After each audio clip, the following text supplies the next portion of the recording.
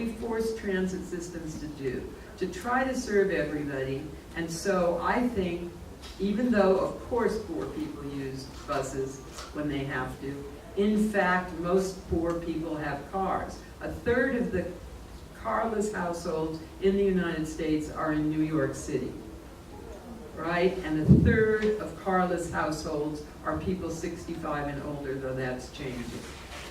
The thing is that we have to support public transit if we think it's going to provide those kinds of services. And we have to say, okay, there's some routes where you're not going to get rich people. You're not going to get, sure, there are plenty of routes in New York City where it's mixed.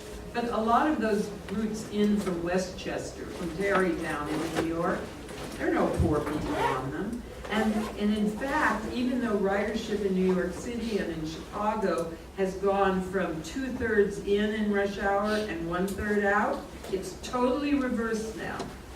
In almost all big cities, there are more people going out to those suburban jobs in McDonald's, being domestics, being janitors, working in businesses, small businesses in suburbia. There are more people going out than in, but the transit operators in those cities still do scheduling to meet the folks going in, because those are the higher income folks, those folks coming in from the suburbs to work in what we call FIRE. And as planners, you should know that. Finance, insurance, and real estate, the high-end businesses that are still often downtown. So we need to be aware of what's going on.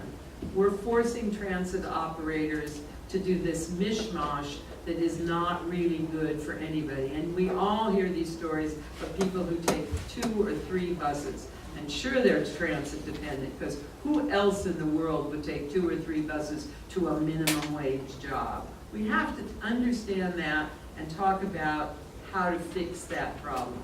And it's not just in the transportation system, it's in land use, it's in what kind of businesses we try to recruit to our community, it's in the job training that we do.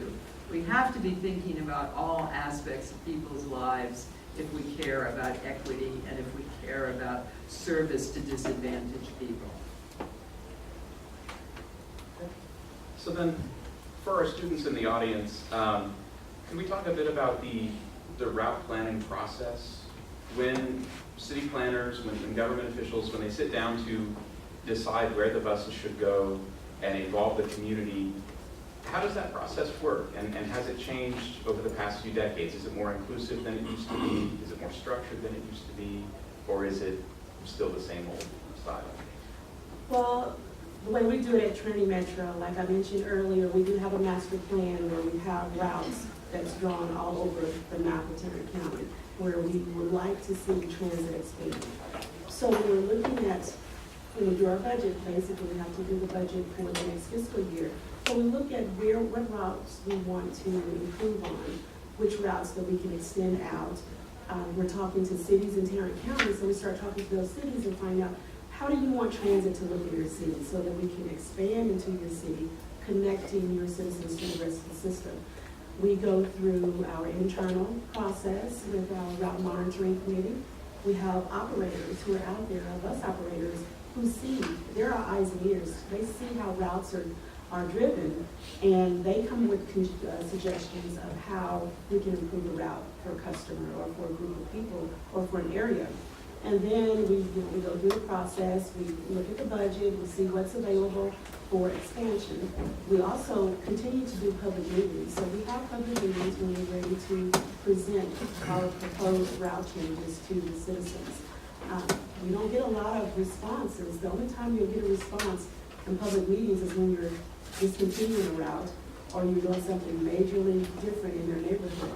But if you're just, improving a route, you rarely get that input. But we do make it possible for everyone to get input by way of telephone. We also still get faxes, we also get emails as public comment. And then once that's gone through, we put that all together, we present it to our board of directors. And they really ultimately decide if we can do the route change.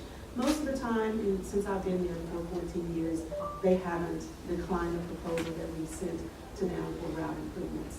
But bringing the human dimension, like I said, you have to continuing to involve the community.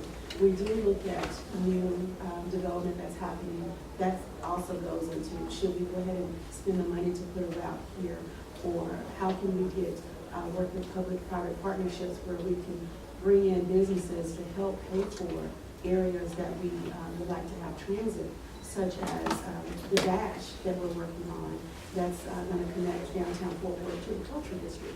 So we have partners on that where it's not just the tax dollars, it's private partners' dollars who are putting in money to pay for this service to be available for everyone.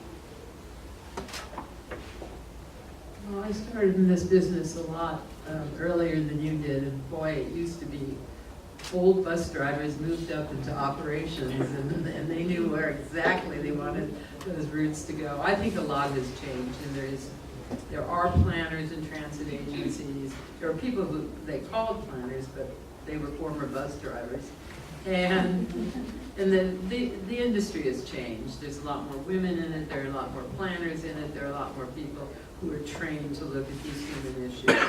But there are also other things. I mean, think about if you had to run a business where every dollar you spent, you got only 30 cents back. If you're lucky, 30 cents. That's the average fare box recovery of a transit operator in the United States, and lots of systems are less than that.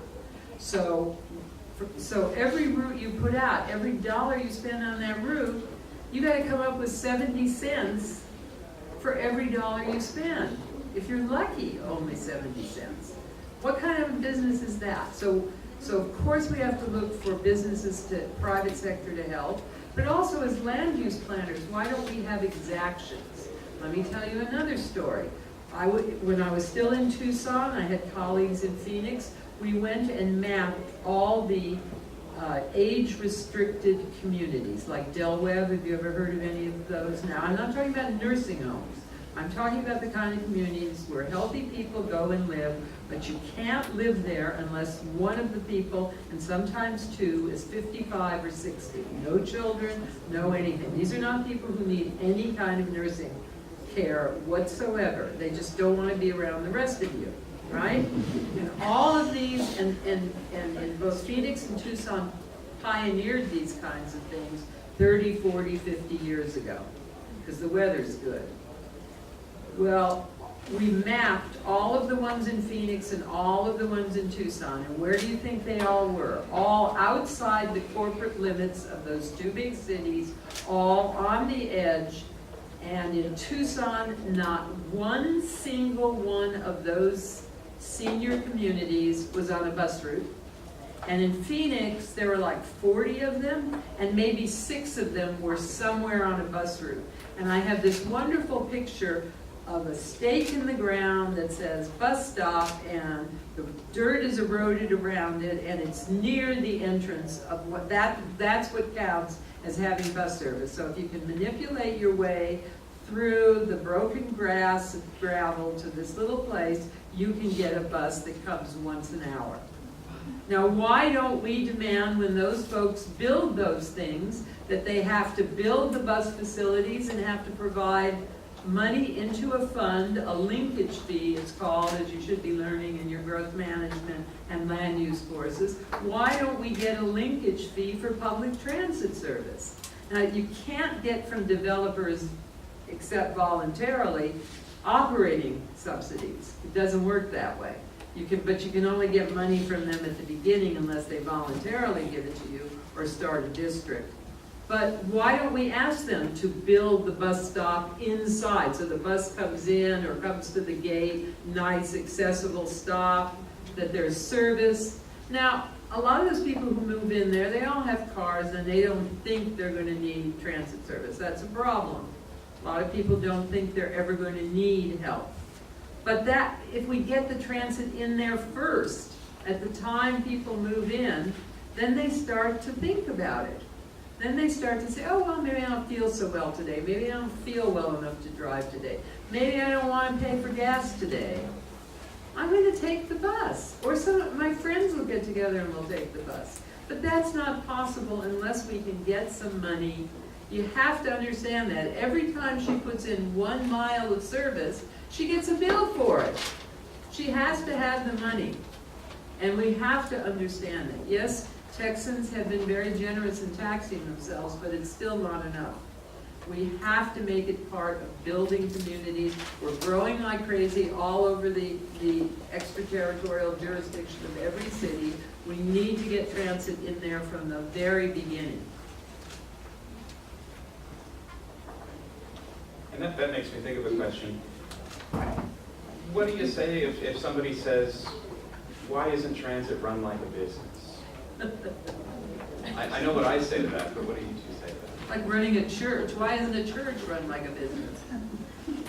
Well, we're trying to run Trinity Metro like a business. One of the things that we used to do is to give out free passes to nonprofit organizations. And to me, when you don't value your service, no one else will. It does cost for those passes, but organizations, for those who need help, now we sell those passes in bulk. And we give them a 25% discount so that they can make those passes available to their clients to use transit. It's really hard because we're getting tax dollars and service, it's